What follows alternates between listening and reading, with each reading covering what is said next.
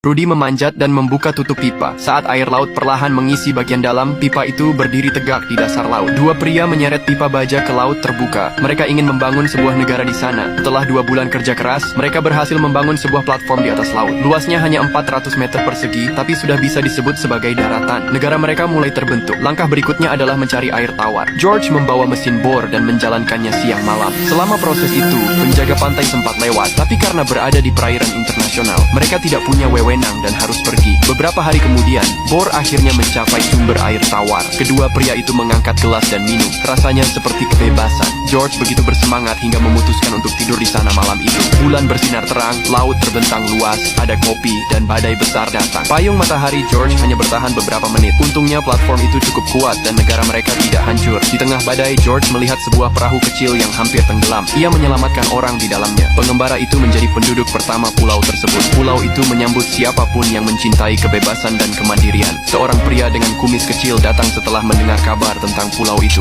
Ia kehilangan kewarganegaraannya karena lari dari perang. Ia pandai mempromosikan sesuatu. Berkat usahanya, pulau itu cepat menjadi populer. Kemudian orang-orang dari seluruh Eropa mulai berdatangan. Pulau itu menjadi simbol kehendak bebas. Mereka memberinya nama yang indah, Republic Rose Island. Mantan pacar George juga mendengar kabar itu dan datang berkunjung. Mereka dulu putus karena George terlalu idealis. Namun bagi mantan pacarnya, pulau ini hanyalah disko mewah di atas laut. Ia memberitahu George bahwa ia akan menikah. Hal itu sangat menyakitkan bagi George. Malam itu George mengumumkan pendirian resmi pemerintahan. Ia menunjuk sang pengembara sebagai Menteri Pertahanan dan pria berkumis sebagai Menteri Luar Negeri. Semua orang mendapat jabatan. Lalu ia mengirimkan aplikasi pengakuan negara ke Perserikatan Bangsa-Bangsa. Pemerintah Italia tak bisa tinggal diam. Menteri mereka tampil di televisi dan secara terbuka mengecam Rose Island. Tapi kecaman itu tak berdampak, justru membuat pulau itu semakin terkenal. Aplikasi kewarganegaraan datang dari seluruh dunia. Hal ini membuat pemerintah Italia sangat marah. Menteri mereka mengancam akan meledakkan pulau itu. Mantan pacar George juga mendengar ancaman itu. Ia membatalkan pernikahannya dan memutuskan untuk berdiri bersama George demi melindungi pulau tersebut. Pagi-pagi sekali,